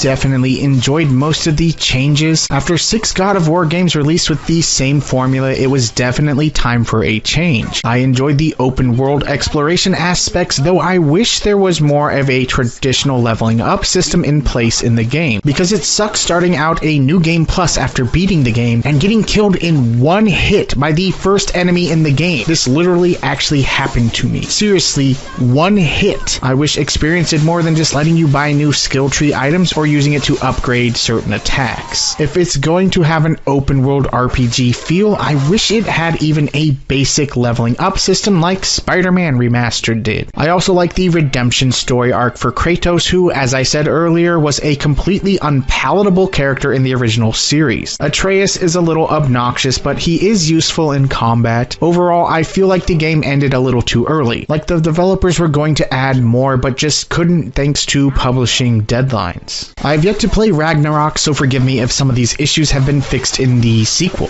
because my biggest issue with God of War 2018 has to do with the one thing the original series perfected, but was made a tedious chore in 2018. If the developers threw everything else about the original series out, there was one thing they shouldn't have changed. The one thing that was absolutely not broken and didn't need fixed. How do you take the combat of God of War and make it suck? Don't get me wrong, compared to many of its contemporaries, the combat in God of War 2018 is fluid and fun, but I'm not comparing it to its modern contemporaries. This is a series with a legacy. There were times in the game where I was just like, can't I just run away from these guys? I was not wanting to engage in combat in a God of War game. It's just not nearly as intuitive or fun to engage in the combat in God of War 2018. The combat does improve a little once Kratos gets the Blades of Chaos, but even then, gone is that dynamic air combat. You might say that air combat wouldn't work with the dual stick move and aim controls of today, but when I first played Spider-Man, which I played before God of War 2018, and did the aerial maneuvers in the game, I was instantly reminded of God of War. Yes, most of the combat is taken from the Arkham series, but the aerial combat in particular in Spider-Man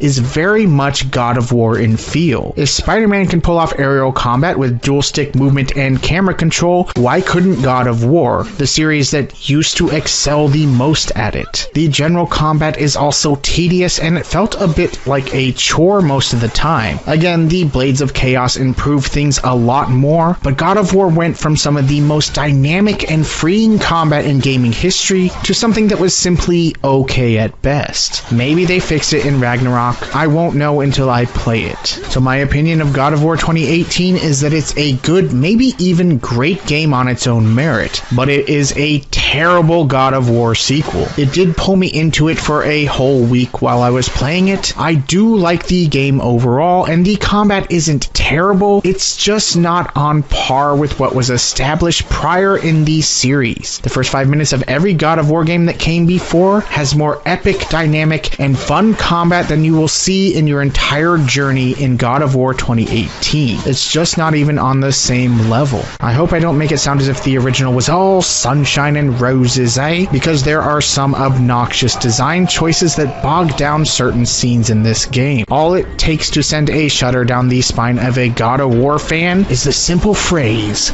Spike Room. If anything is enough to make you rage quit this game, it is the spike trap in the Cliffs of Madness portion of the game. There is a room where you enter and pull a lever to unlock a box you can drag across the floor. You have a very short time limit to drag this box up and around the corner to use it to jump on the ledge above before spikes spring up from the floor to kill you. The time limit is so absurdly short to the point that if you take an extra second to grab the box at the beginning, you may as well just give up, wait for the spikes to kill you, and start again. The other infuriating factor to this puzzle is the ledge you need to jump up to has a bit of a lip, so if you are too close, Kratos can't grab that ledge. It is also at a terrible camera angle that makes it incredibly hard to see where you are jumping from. I was able to get it to where I could get the box around the corner, but either jumped too late or was too close to the lip to grab the ledge. I probably deleted half an hour or so of footage of me attempting to beat this stupid spike room trap. When I started this game again, I always wondered why didn't I play through it multiple times? And aside from probably getting distracted by other games, the spike room was also probably a huge factor. It had been so long since I played through this game that I was starting to wonder if I ever actually did beat it, because I didn't remember much about it. I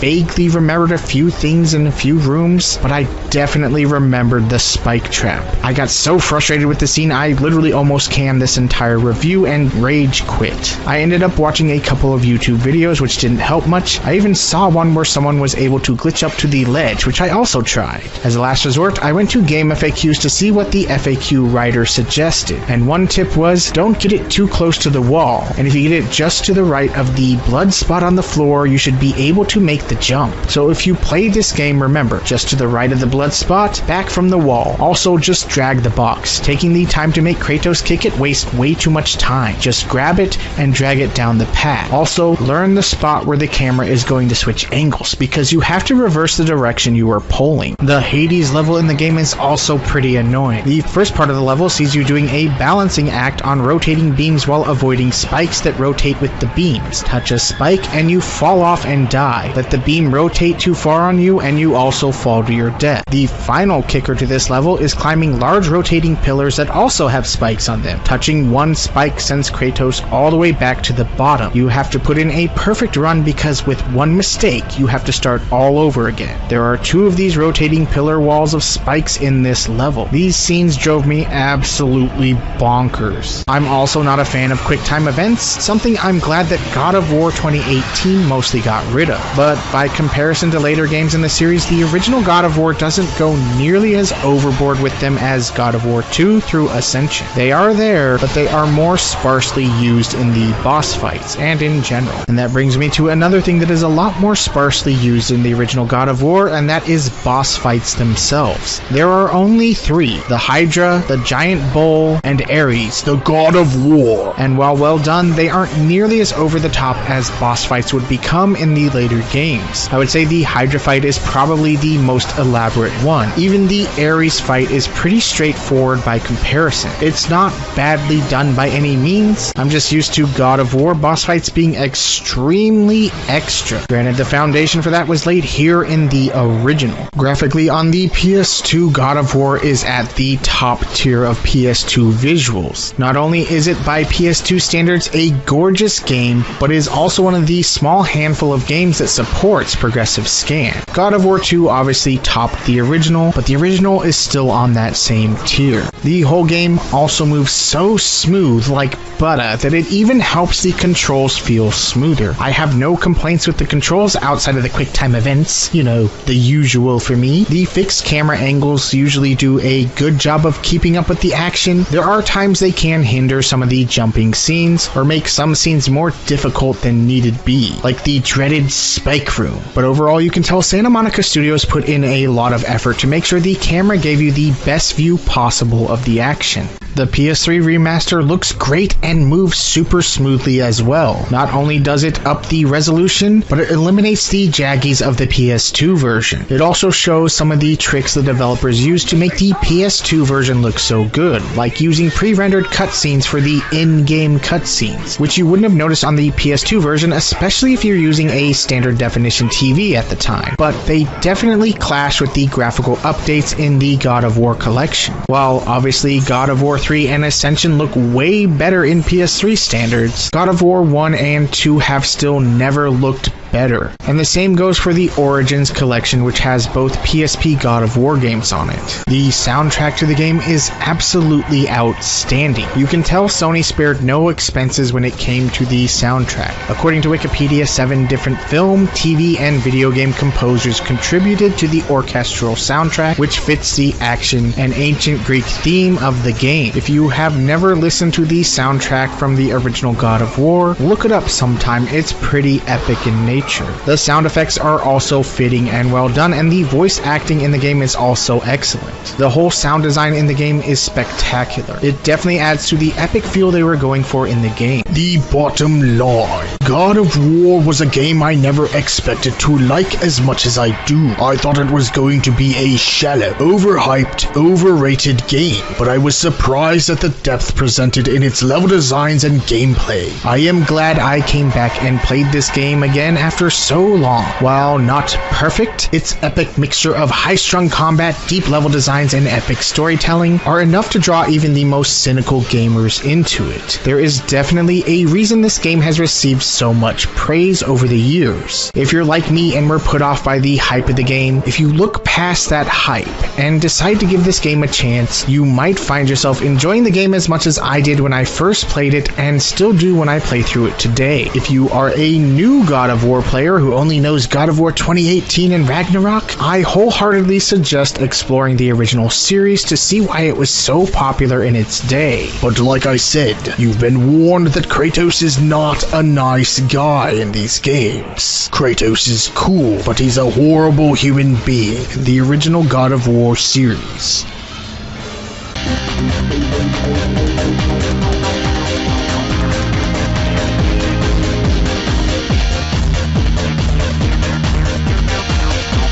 Before I start, if some of this footage looks a little janky, I've recorded it using my Windows XP Retro build, and I used Fraps to record. If you remember anything about Fraps, you could record with Fraps, or you could have a good frame rate. But rarely could you do both. In 2006, I took my 2005 tax return money and headed to Alienware's website with one goal in mind. I know buying a pre-built is a big no-no amongst the PC gaming elite of today, but at the time I had no idea how to build my own, and this was when Alienware was the real Alienware, and when it was a lot more common for people to buy pre-built machines. I did skimp on a few things when I ordered it, knowing I would upgrade them eventually, so I ended up paying just over $1,000 for the system in its entirety. So what was it that drove me to buy a brand new PC, you might ask? For me, that time frame was the last great era in PC gaming. I'm not saying that PC gaming is dead or anything silly like that, and it's going incredibly strong nowadays. But in that era of gaming, when the consoles were jumping from the 6th generation to the 7th, PC gamers saw the release of Half-Life 2, Doom 3, Quake 4, Fear, SWAT 4, and so many other epic game releases that came with a huge jump in graphical technology. This was the era of the Source engine, id Tech 4, the Cry engine, and the looming Goliath around the corner known as Unreal 3. If you weren't there at the time, think back to something like the first time you ever saw ray tracing, and look at how coveted modern GPUs are that can do ray tracing. It was one of those periods where there was a drastic jump in technology for all platforms, including the PC. It's the difference between 2003's Chaser and 2004's Doom 3. It was drastic and was also incredibly exciting to see at the time. I enthusiastically jumped into modern PC gaming at that time and never regretted it. For me, this was the last truly exciting time in PC gaming as far as the exclusive games coming out. The 7th console gen hit, and most of the big developers focused on console first and then PC development, taking formerly exclusive PC franchises and shifting development to a console first focus. When PC gamers complain that console technology is holding PC gaming technology back, this is where it really kicked off full steam in the 7th gen, when developers decided to push PC gaming aside for the consoles. Doom 3 is a game that I see a lot of misunderstanding about in the modern era. There was some controversy over the flashlight mechanic in its day. However, in light of the direction modern Doom games have taken, and in comparison to the original retro Doom series, Doom 3 is probably the most misunderstood because people are either unaware of what era of first-person shooters it came out in, or just kind of forgot. The original Doom was revolutionary for its time. It changed gaming forever. In 1996, Quake hit, and like Doom before it changed gaming forever. In 1997, Quake 2 hit, and while not as revolutionary as the original, was a fantastic specimen of its era. Its hub world design was looking forward to something different, something that had not quite been achieved, but its design showed hints of looking forward to something new in first-person shooters. However, as much as I love Quake 2, it did not quite achieve it, but it was close. In 1998, Epic Mega Games and Digital Extremes released Unreal, which is another top-tier specimen of its era, and was another game that was also hinting at how first-person shooter games could be more than just level-to-level shooting. Unreal was a little closer to it than Quake 2 in its designs. The end of 1998 came, though, and what both Quake 2 and Unreal were hinting at but didn't quite achieve happened, and first-person shooters were forever changed. I'm obviously talking about Shogo, of course. Okay, I'm joking, but here's what really happened that forever changed first-person shooters. Good morning, and welcome to the Black Mesa Transit System. This automated train is provided for the security and convenience of the Black Mesa Research Facility personnel. The time is 8:47 a.m. Doom 3 is Doom in a post-Half-Life world. While there were other big first-person shooters that came out in the time between Half-Life and Doom 3, and other games that created their own subgenres in the genre, Doom 3 ignored all of those, and its design was very much Half-Life inspired. At the time of Doom 3's release, had id Software brought out a prettier version of the original series, it would have been a critical and commercial flop. You've gotta remember, Half-Life changed things, and at the time we thought forever changed things. There was no going back, at least not yet. The idea of the throwback shooter was only present in 2 games I can think of at this time. Serious Sam, which if you remember started out as an indie game with a $20 asking price, and Painkiller. Both were and still are very enjoyable games, but if id was going to go with bleeding edge graphical technology, it makes more sense that they would make a game that was trying to top Half-Life, which was the bleeding edge of design philosophy of its day. That they would aim not to make a throwback shooter, but a modern shooter with a few homages to the original. It's sort of like the jump from 2D games to 3D games, where the challenge was taking Doom and translating it into the new, and at the time, revolutionary style of the day. Half-Life was a big deal, and to take Doom strictly back to its roots would have been seen as a giant leap backwards, while id was always that company that was trying to leap forward and set new standards in design and technology. The end result is Doom 3 and Resurrection of Evil stand by themselves as the most uniquely their own Doom games, standing in that time period between Half-Life and when Call of Duty would come in and become the new thing everyone had to copy ad nauseum. In fact, this whole era of first-person shooter games still has such a unique flavor, because coming out of the 7th console generation, FPS games had changed so much with the new style that there haven't been a lot of shooters like the ones from this era since, outside of sequels that is. Games like Doom 3, Half-Life 2, Fear, Crysis, Far Cry, the original Prey, Quake 4, and even early 7th gen console games like Resistance Fall of Man still have such a unique flavor and their own individual identities. This was a great era in first-person shooters and arguably one of the last great eras, at least for traditional FPS single-player campaigns. Online is a different beast altogether, as are games like Fallout and other open-world variety styles. I'm talking traditional campaigns in traditional style shooters here. Doom 3 starts out very much mirroring Half-Life. Your Marine just landed on Mars for his first day on the job and quickly gets a seemingly simple assignment of finding and escorting a scientist back to HQ when all hell breaks loose. Literally. Basically, it's the same story premise as Half-Life. Secret research facility running unethical scientific experiments, but instead of opening a portal to an alien dimension, they open the portal to hell. The devil is real. I know.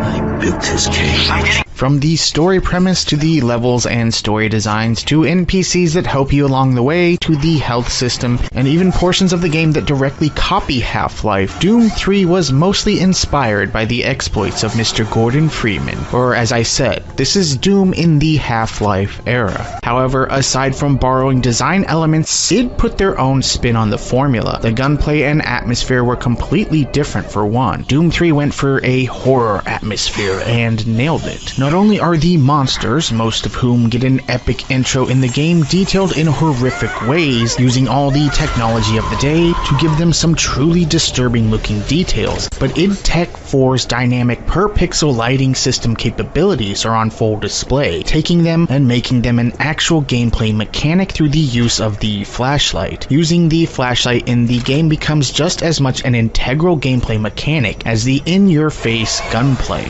Now, was the flashlight just a gimmick to show off the lighting capabilities of the engine? Yeah, probably, but having to choose between holding the flashlight or holding your firearm added to the incredibly tense horror atmosphere of the game. I know this mechanic divided fans of the game, but I love it. The duct tape mod and BFG edition just don't feel right for the pacing and horror atmosphere of the game. I like BFG edition due to the fact that it has a ton of content and still has a good version of Doom 3. However, I really wish they would have just given players the option to play it in either mode instead of ruining the experience by automatically forcing the change upon players. BFG Edition is okay, but it's really not the right way to play this game. I would like to thank everyone who whined about the flashlight mechanic for tainting the experience in BFG Edition for the rest of us. It's like taking Super Mario 64 and adding an auto jump to it because people can't be bothered to press a button themselves. It would still technically be the same game from a design standpoint, but it still wouldn't be the same game.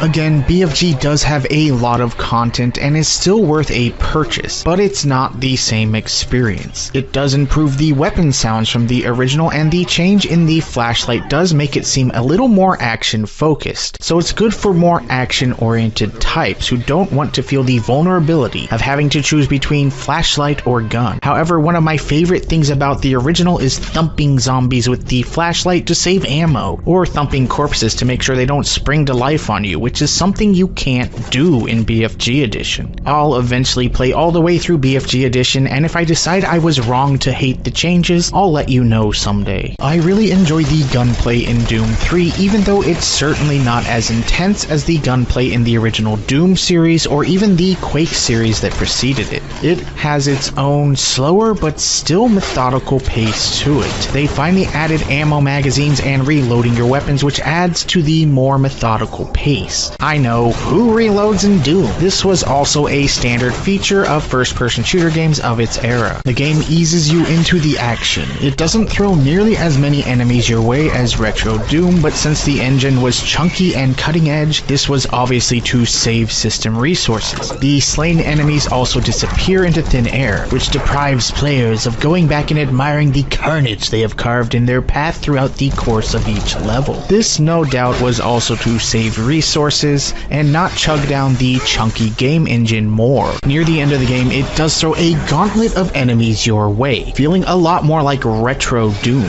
There is a buildup of story and arsenal before things get too crazy, however. I'm also a fan of how they decided to go about monster placement. Sometimes they come out of nowhere, other times the developers just make them warp through portals, and monster closets still exist in Doom 3. I can understand that it can seem pretty cheap constantly having monsters warp in and shoot you from behind, but it really does add to the uneasy feeling where you rarely feel safe in the game, because you never know when another enemy will just pop in. Sometimes you can predict it, but other times you make the wrong prediction only to be surprised by a monster popping out of the place you didn't expect. Between the dark areas, unnerving atmosphere thanks to the gruesome visuals and excellent sound design mixed with the constant harassment by enemies that come seemingly out of nowhere, Doom 3 gets incredibly intense. If you've ever had someone knock on your door while you're playing this game, you know just how intense this game can pull you in, because I jumped out of my chair. Combine these solid gunplay, Half-Life inspired level designs where the game takes you on a journey, and the unnerving atmosphere, and you have one of my favorite shooters of that legendary era of PC shooters. There are also several boss fights throughout the game. Some of these are just simple slugfests where you just shoot the boss until it dies, and others have specific things you have to do in order to harm the boss. I like these boss fights, but then again, it depends on how much you like boss fights where you have to do specific gimmicks in order to hurt them. If you're not a fan of that style, you probably won't like the boss fights as much as I do. On top of the previously mentioned gameplay and design features, id also gave the game probably the coolest UI systems in any first-person shooter ever. Instead of just pressing a button to activate something on the computer, your crosshair becomes a mouse, allowing you to click individual items on the computer screen, which adds a really cool level of interactivity that I haven't seen duplicated much since. Another cool addition that adds to the experience is the way your Marine collects new PDAs throughout the game. These PDAs belong to various staff members of the Mars facility, and not only do they open doors, but they contain various audio logs and emails you can listen to or read to find codes to supply cabinets or doors. They are also there if you want to delve deeper into the story and lore of the game. There even used to be a website mentioned in the emails of the game called MartianBuddy.com that at one time was a legitimate website that id Software set up,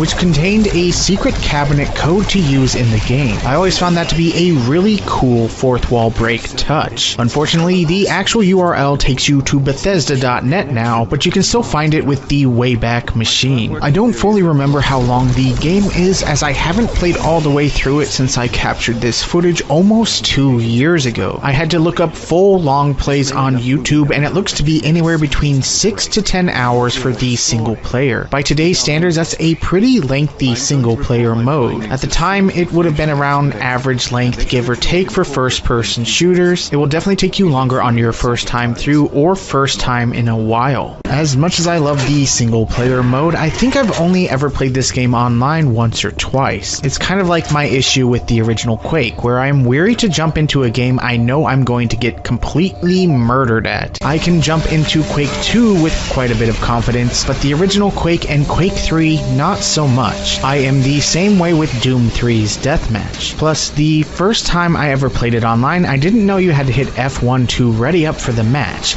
so the other players yelled at me.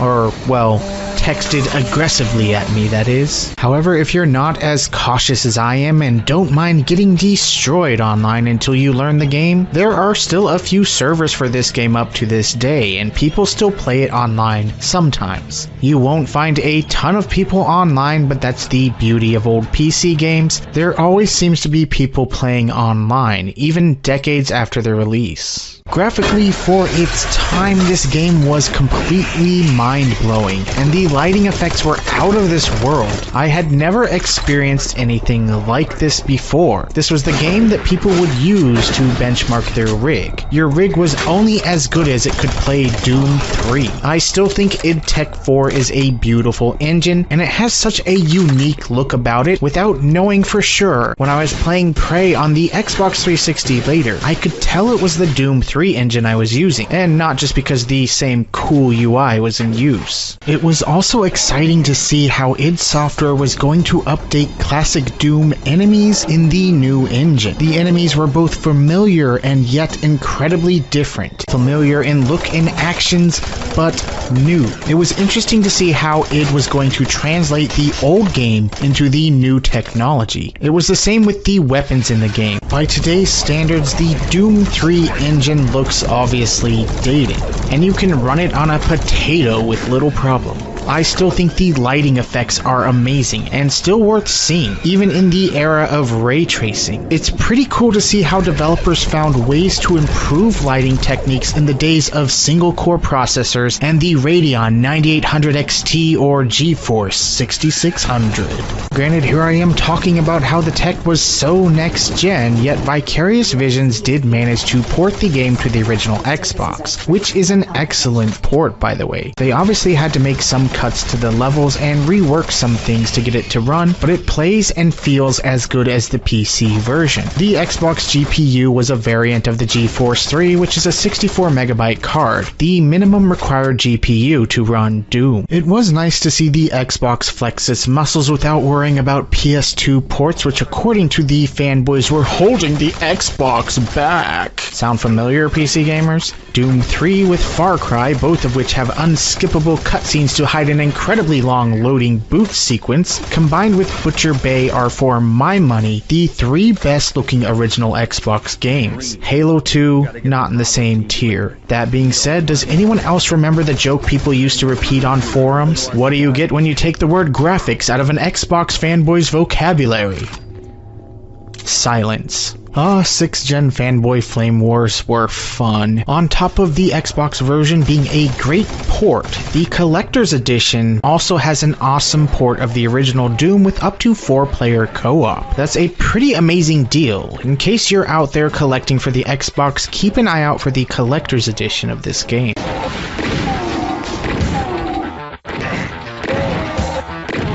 And back to the PC version. Well, the controls? Nothing to report. It's keyboard and mouse. Need you anything else? The only thing to get used to is the flashlight mechanic, assuming you aren't one of those weenies who needs a duct tape mod. Also a bit different for shooters of this era is there is a sprint button in the game. Sure, Retro Doom had one, but the always run option took over in early 3D shooters. Doom 3's sprint is handled a lot more like modern first-person shooter games, where there's a sprint meter at the bottom of the screen, so you have to use it more sparingly.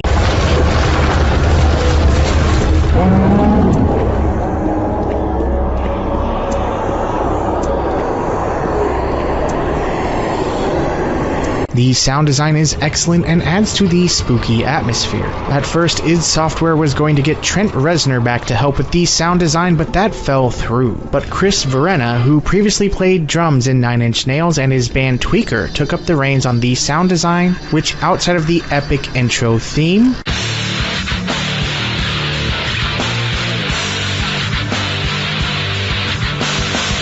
features only ambient and spooky sounds in the background, adding to the atmosphere. I do agree that weapon sounds in the game are a bit paltry depending on the weapon, but the rest of the sound design is excellent and helps pull you through the game. The bottom line. Well, I think I've seen recently that people are finally coming around to Doom 3, but in light of the new Doom series, I find that a lot of people look back wondering why this game is how it is. As I stated, this is Doom in the Half-Life era of gaming, and it has the same style and design of its contemporaries at the time. Honestly, I love this game and the vanilla version with the flashlight mechanic and all. I hope nostalgia will eventually come back around to this amazing era in PC first-person shooters. The current crop of throwback shooters are pretty cool, don't get me wrong, but I think oversaturation and fatigue is starting to set in the 90s throwbacks. While not as fast and furious as the Quakes or the Duke 3Ds, the post-Half-Life era of shooters was amazing in its own right. Games that slowed it down over the twitch elements of their 90s brethren, but made up for it with more thoughtful designs that took the player on a journey from start to finish. The more story-focused, more scripted, but not as heavily scripted as the incredible linearity of modern first-person shooters today, shooters that push the player through a larger story overall. If you are too young to remember this era, just go back and play some of these games just to see how different their style stands out even now. You may find yourself becoming as big a fan of this era of shooters as I have always been. Or you may not. I don't know. Maybe they're not your cup of tea and maybe I'm crazy, but I still love Doom 3. Play Doom 3. Play it in its original version. I highly recommend it. And if you don't like it, you don't like it. Not everyone can like every game that everyone else likes.